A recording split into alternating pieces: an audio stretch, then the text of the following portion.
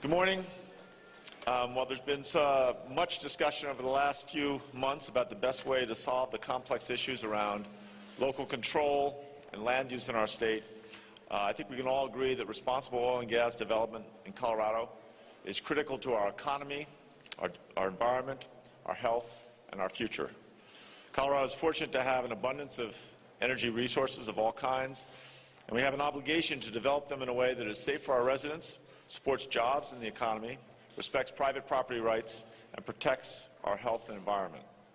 We're here to announce our intention to create a task force that is charged with that goal and will craft recommendations to minimize land use conflicts that can occur, particularly when siting oil and gas facilities near homes, schools, businesses, and recreational areas. The 18-member task force, chaired by La Plata County Commissioner Gwen Latchelt and Randy Cleveland, President of XTO Energy, will represent the broad interests of those involved in responsible oil and gas development, including members of the oil and gas industry, agricultural industry, home building industry, conservation community, local governments, health, and civic leaders. The group will have the power to make recommendations to the legislature with a two-thirds majority or issue majority and minority opinions. The work of this task force will provide an alternative to ballot initiatives that, if successful, would have regulated the oil and gas industry through the rigidity of constitutional amendments and posed a significant threat to Colorado's economy. This approach will put the matter in the hands of a balanced group of thoughtful community leaders, business representatives, and citizens who can advise the legislature and the executive branch on the best path forward.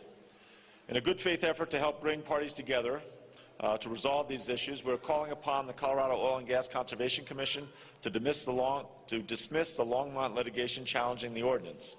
And we are also calling upon everyone to pull down the 4 ballot initiatives on this topic. We're confident in Colorado's existing set of regulations as developed and enforced by the COGCC and the Colorado Department of Public Health and the Environment. Since 2011, these agencies have undertaken 4 major rulemakings addressing oil and gas development, including a year-long process to develop new setback standard, which took effect last year, and first-in-the-nation air quality rules, reducing methane from oil and gas operations. Energy extraction and our environment and managing the balance can be difficult, but it's something we've always been able to do in Colorado.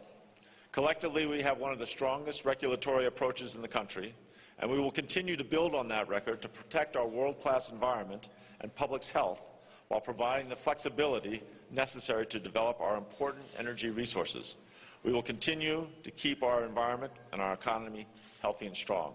With that, I'll turn it over to Congressman Jared Polis. Well, today's announcement regarding the terms of this potential compromise are truly a victory for the people of Colorado and the movement to enact sensible protections and safeguards around fracking. For the first time, through the commission that the governor mentioned, citizens will be on equal footing with the oil and gas industry and will be able to directly negotiate to protect their property rights, home values, clean water, and air quality. The governor's task force would include homeowners that have seen firsthand the impact of oil and gas development in their communities.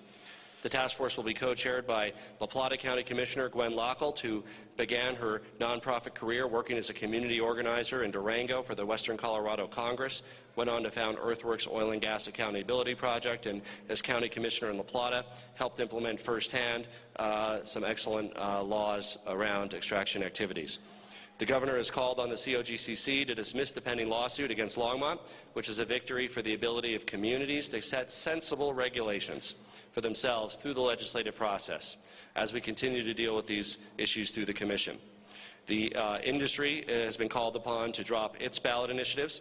The governor has reiterated his commitment to enforcing all current laws and regulations, including 1,000-foot setbacks from occupied structures for multiple well pads, which gives me great hope that together we can forge a solution that works for all Coloradans. Most importantly, this agreement puts citizens directly at the negotiating table and empowers them to make meaningful progress towards protecting families from fracking occurring too close to their home. I want to thank all the community organizers that have worked tirelessly to bring their concerns to the forefront and have demanded action on this important issue. 4 of the 5 largest towns in the district that I represent have taken a timeout from fracking, and lawsuits are flying. This situation is unsustainable and costly for both industry and for local communities. I'm very glad to stand with the Governor today to present a thoughtful path forward for solving this problem. I'm very pleased with today's first step because it puts citizens directly at the negotiating table and helps put them in control of their own destinies. Given the opportunity to drop the Longmont lawsuit, get the industry to withdraw its initiatives, secure enforcement of setbacks in rule, and put citizens directly at the negotiating table, I believe this is a great deal for homeowners and families across Colorado and lays the groundwork providing additional stability for the oil and gas industry in our state. There's a lot of work to be done, but today represents real progress. In 2011, I visited with concerned parents in Erie, Colorado, in my district, who were distressed over plans to locate several fracking rigs next to Red Hawk Elementary School. This was my introduction to this issue. They asked for my help. I immediately called upon the operators to reconsider the location of those wells. I sent letters and had phone calls with oil and gas executives pleading with them not to move forward with ill-advised plans to drill near an elementary school. In the end, my pleas and the pleas of the parents for reasonable setbacks from the elementary school unfortunately fell on deaf ears, and I told my constituents that night that I would work tirelessly to ensure that we had reasonable protections for homeowners and families in my district and across the state. Today's first step can put citizens directly at the negotiating table and makes meaningful progress towards sensible protections for our communities. There's a great amount of work to be done, but today represents a terrific first step. Thank you.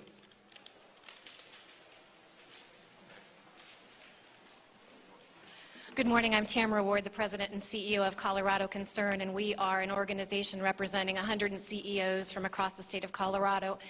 And on behalf of those individuals, I'm here today to thank the Governor, Congressman Polis, members of both of their teams, the oil and gas industry, and others who came together to craft this commission that we're discussing today.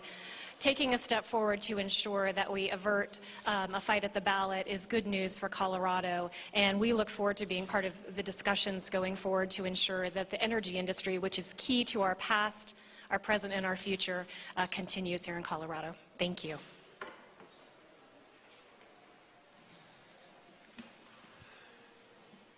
Good morning. My name is Brian Bagley. I'm the Mayor Pro Tem of Longmont. And hearing the remarks earlier, it just dawned on me that I didn't even know what fracking was the day before I was elected to Longmont City Council. And here we are still talking about that topic. First of all, I would like to thank Governor Hickenlooper as well as Congressman Polis for their work and their efforts, truly, for continuing to strive to make progress in this issue that is so important to our constituents, both those who are very much anti-fracking and those who are very much pro-fracking. Your efforts have not gone unnoticed, and thank you very much on behalf of Longmont. So last year, there was a lawsuit brought because Longmont had passed regulations which put some strain on the local industry. It's been a year of tense debate and various legal maneuvers, and it's resulted in, quite frankly, a strained relationship between Longmont and the state, at least in the area of oil and gas. And more importantly, it also resulted in a strained relationship between many of the citizens of Longmont. This is a very vigorous and heated discussion if you were to attend a Longmont restaurant or a city council meeting.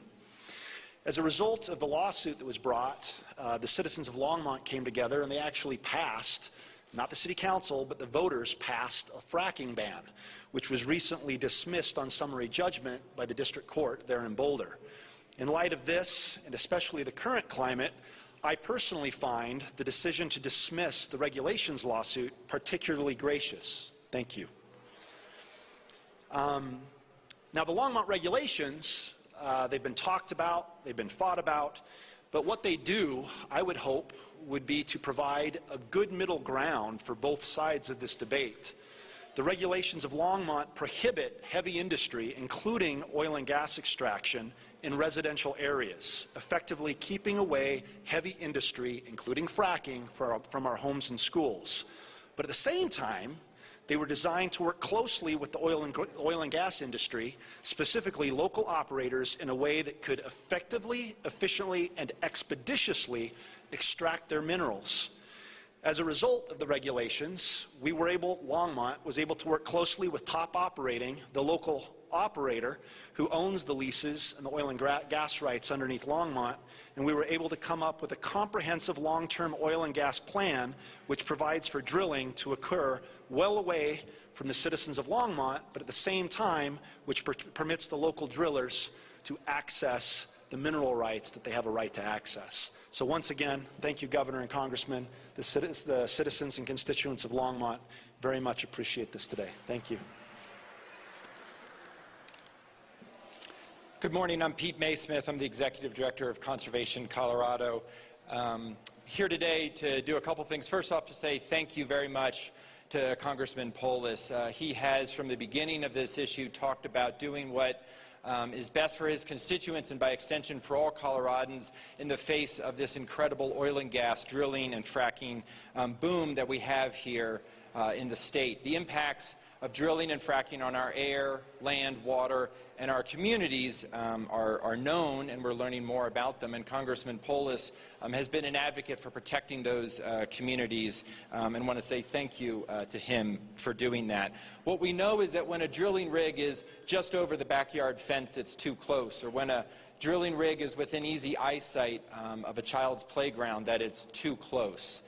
Today's agreement is a step forward in what will continue to be a journey as we tackle this issue of local control and tackle this issue of where we should be and where we should not be drilling here in Colorado. I want to give a big thanks also to Governor Hickenlooper, certainly. I think dropping the Longmont lawsuit that Mayor Pro Tem Bagley just spoke about is an important step forward.